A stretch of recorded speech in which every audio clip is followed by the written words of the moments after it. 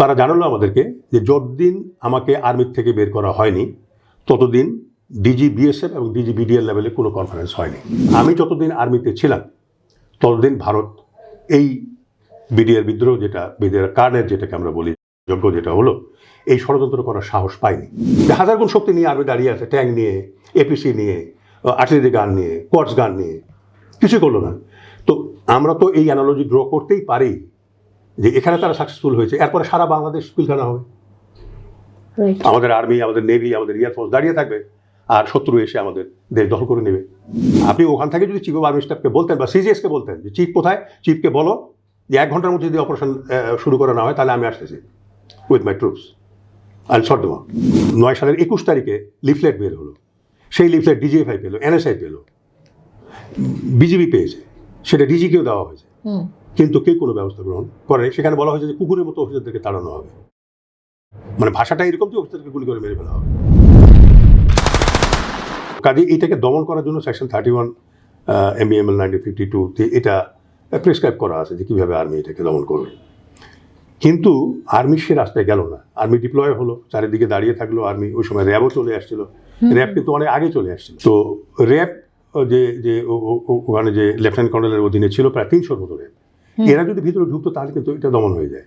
কেন দমন হবে? কারণটা হলো যে ওই সময় বিডিআরকে, সোলজারদেরকে কমান্ড করার জন্য কোনো অফিসার ছিল না। এরা তো অফিসারকে কমান্ডে থাকে, কাজে সিপাহীকে সিপাহী কমান্ড করতে তো পারবে না, সেটা শুনবেও না। তো ওদেরকে কমান্ড করার কিন্তু কেউ ছিল না। কাজে যে কোনো একটা সাইজেবল ফোর্স ভিতরে ঢুকে যদি অপারেশন করতো তাহলে কিন্তু এটাকে নিয়ন্ত্রণ করা, দমন করা যেত। কিন্তু এরা করেনি। লেফটেন্যান্ট কর্নেল সাহেব, উনি নিশ্চয়ই আপনার এখানেও বোধহয় উনি ইন্টারভিউ দিয়েছেন, একটা কথাই বলতেছে যে আমাদেরকে মানা করা হয়েছে। যেমন এডিজি ছিলেন ওই সময় কর্নেল রেজা, পরে মেজর জেনারেল হয়ে রিটায়ার করেছেন, রেজা নূর, বলছে আমাদেরকে গুলি করতে মানা করেছে। কিন্তু আপনার র্যাবের ম্যান্ডেট যেটা, সেটা হলো তাদের কাজেই হলো যে যেখানে এইরকম কোনো কিছু ঘটবে তখনই কিন্তু তারা ইন্টারভিউ করবে সেখানে, কিন্তু এটা করেনি। মনে করেন এইখানে হলো আপনার দরবার হল যেখানে গোলাগুলি করে অফিসারদেরকে মারা হয়েছে, এইটা হলো 5 নম্বর গেট পশ্চিম দিকে, এখান থেকে 30-40 মিটার মাত্র, 30 মিটার। ওরা যদি ওই প্রাচীরের ওপার থেকে যদি ফায়ার করতো তাহলে কিন্তু অফিসারগুলোকে রেস্কিউ করা যেত, কিন্তু তারা সেটা করেনি, একটা গুলি ফায়ার করেনি। এদিকে 46 ব্রিগেড ডিপ্লয়েড হলো, তাদের সৈনিক মারা গেল কিন্তু বিডিআরের গুলিতে আক্রান্ত হলো, তারপরেও তারা কিন্তু কোনো রকম অ্যাকশন করেনি। আমাদের এয়ারফোর্স লিফলেট বিলি করার জন্য শহরটার দিকে যে হেলিকপ্টার আসছিল সেটার উপরে গুলি হলো। এখন তো আপনার গানশিপ আছে, হেলিকপ্টার গানশিপ আছে আপনার আমাদের এয়ারফোর্সে, ফাইটার প্লেন আছে, তারা বোমিং করলেও কিন্তু এটা দমন হয়ে যায়, তারাও কিছু করেনি। এদিকে তো আমাদের chief of army staff general Moin, উনি 12টার দিকে উনি আর্মি হেডকোয়ার্টার ছেড়ে তৎকালীন প্রধানমন্ত্রী শেখ হাসিনার ওখানে যমুনায় চলে গেলেন। ওখানে আরও 2 chief, Naval chief, air chief, ওনারা গেলেন। এরা কেউ কিন্তু প্রধানমন্ত্রীকে এই কথাটা বললেন না যে এটা আর্মি নেচারের প্রবলেম, এটাকে আর্মি এটাকে ডিল করবে। কিন্তু শেষ পর্যন্ত দেখলাম আমার যে একটা পলিটিক্যাল ডিসিশন হলো এবং আমাদের 57 জন অফিসার নিহত হলো এবং আমাদের যারা মহিলা ছিলেন সেখানে তারা নিগৃহীত হলো, তাদের উপর অত্যাচার হলো। তো এই যে শিশুরা, তো এই যে ঘটনা, এখন মনে করেন 1000 গুণ বেশি শক্তি নিয়ে আমাদের আর্মি কিন্তু দাঁড়িয়েছিল, কেউ এটা ফিল করেনি। এটা আপনি বাদ দেন আইনের কথা, আপনি আইনের কথা বাদ দেন। আমার মা বোন, আমার স্ত্রী, আমার ভাইয়ের স্ত্রী সেখানে নিগৃহীত হচ্ছে, আমার ভাই সেখানে নিহত হচ্ছে, অ্যাকশন তো করতে হবে। তো কিন্তু এখানে দেখা গেল যে যিনি 46 ব্রিগেড কমান্ডার ছিলেন ব্রিগেডিয়ার জেনারেল হাকিম, উনি কিছুই করেননি। তারপরে ওই যে জেনারেল তারেক সিদ্দিক, উনি যে ছিলেন, ওনার কথা উনি শুনলেন, একটা প্যারালাল কমান্ড, উনি কমান্ড চ্যানেলে আসেন না। কিন্তু এই ব্রিগেডটা ইন্ডিপেন্ডেন্ট ব্রিগেড, এটা ওয়ারেন্ট এ হোল্ডার, মানে একটা জিওসির মতো পাওয়ার, এটা আর্মি হেডকোয়ার্টারের অধীনে। তো সে সবারই কথা শুনে শুরু করলো, সে ডিজিএফের কথা শুনতেছে, সে জেনারেল তারেকের কথা শুনতেছে, এবং চিফ অফ স্টাফ তো বসে আছে আপনার ওই যে যমুনা থেকে। তো ফলে হলো কি যে কেউ কোনো অ্যাকশন করলো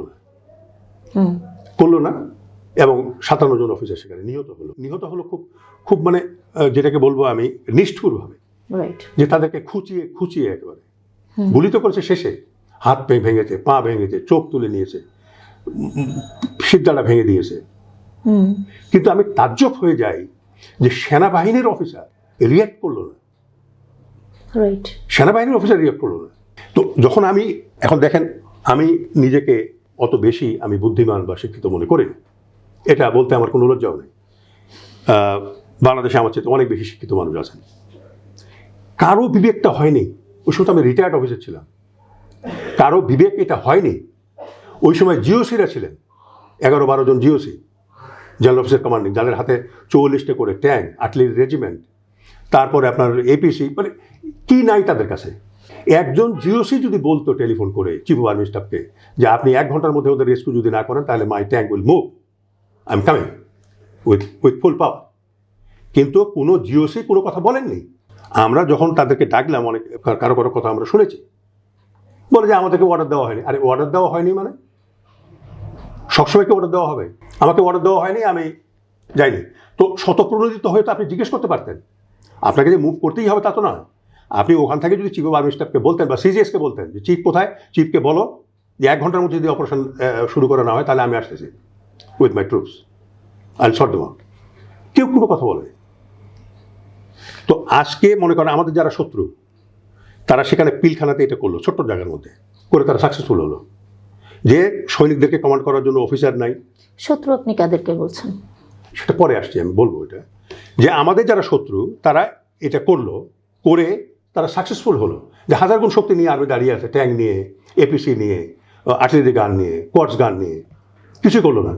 তো আমরা তো এই অ্যানালজি ড্র করতেই পারি যে এখানে তারা সাকসেসফুল হয়েছে, এরপরে সারা বাংলাদেশ পিলখানা হবে। আমাদের আর্মি, আমাদের নেভি, আমাদের এয়ারফোর্স দাঁড়িয়ে থাকবে, আর শত্রু এসে আমাদের দেশ দখল করে নেবে। তাই নয় কি? তাই।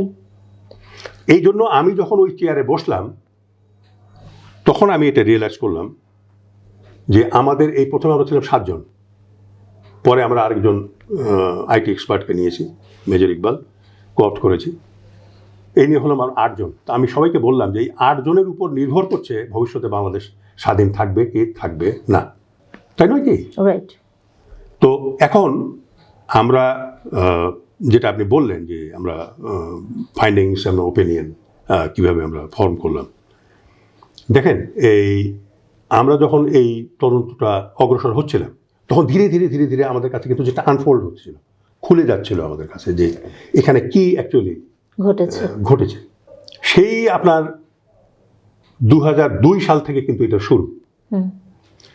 এবং আপনি নিশ্চয়ই জানেন পদুয়া রৌমারী যুদ্ধ হয়েছিল, ওইখানে কিন্তু আমরা অল্প করে লিখেছি। আমার কমিশনের যারা লোক ছিল যে স্যার আপনি নিজেই যেহেতু এটাতে ইনভলভ, আপনি তখন ডাইরেক্টর জেনারেল ছিলেন এবং আপনার অধীনেই বিডিআর সে যুদ্ধে ভারত পরাজিত হয়েছে, তাহলে আপনার কথা যদি আমরা বেশি করে লিখি তাহলে পাবলিকের মধ্যে একটা মিসকনসেপশন হতে পারে, মিসকনস্টিটিউট করতে পারে যে আপনার নিজের কথা আপনি বেশি করে বলছেন। তো ওই আমার নাম পর্যন্ত বলা হয়নি, আমার তৎকালীন ডিজি বলা হয়েছে। তো ওই সময় বিএনপি সরকার ছিল ক্ষমতায়।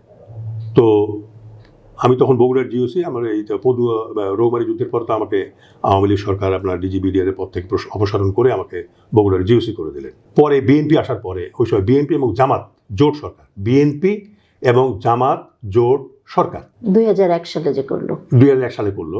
2002 সালের 17ই মার্চ আমাকে অকালীন বাধ্যতামূলক অবসর দেওয়া হলো ভারতের চাপে। আচ্ছা। আমি আর্মি হেডকোয়ার্টারকেও চিঠি লিখেছি, বিভিন্ন জায়গায় আমরা চিঠি লিখেছি এটা জানবার জন্য যে জেনারেল ফজলুর রহমানকে কেন বের করা হয়েছিল আর্মির থেকে। কেউ কোনো উত্তর দিতে পারেনি যে কী কারণ। তখন আমরা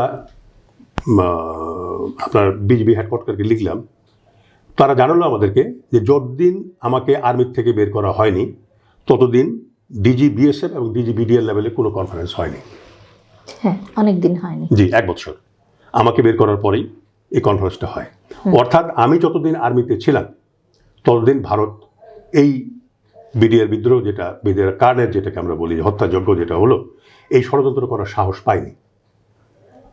আমাকে বের করার পরেই তারা এটা শুরু করে এবং 2008 সাল থেকে অ্যাক্টিভলি এই কাজগুলো শুরু করে দেয়। এবং তখন এই যে তাপস, সে নামাজ পড়তে আসতো মসজিদ থেকে মুসলিমরা সব চলে যাওয়ার পরে সে ওই বিদ্রোহী সৈনিক যারা কনস্পিরেটর ছিল তাদের সঙ্গে মিটিং করেছে, ওখানে ট্রেনিং গ্রাউন্ডে মিটিং করেছে। মির্জা আজম, নানক, সে, তাপস, এগুলোর মিলে তখন ওখানে কনস্পিরেসি শুরু হয়। কিন্তু আমি তাজ্জব হয়ে যাই, একটা দীর্ঘ সময় ধরে 1 বছর ধরে এই কনস্পিরেসিগুলো হলো। সাহারা খাতুনের ওখানে গেছে, ফজলুল করিম সেলিমের বাসায় গেছে, হোটেলে এবং ওনার বাসায়ও গিয়েছিল তারা। অনেকে বলে যে তার বাসায় উনি দেখা করেননি, কিংবা কেউ বলছে দেখা করেছেন, এরকম একটা কনফিউশন আছে। হোটেল তো গেছি, তো কেউ জানতে পারলো না। 2000 মানে আপনার 9 সালের 21 তারিখে লিফলেট বের হলো। সেই লিফলেট ডিজিএফআই পেলো, এনএসআই পেলো, বিজিবি পেয়েছে, সেটা ডিজিকেও দেওয়া হয়েছে, কিন্তু কেউ কোনো ব্যবস্থা গ্রহণ করেনি। সেখানে বলা হয়েছে যে কুকুরের মতো অফিসারদেরকে তাড়ানো হবে, মানে ভাষাটা এরকম যে অফিসারকে গুলি করে মেরে ফেলা হবে।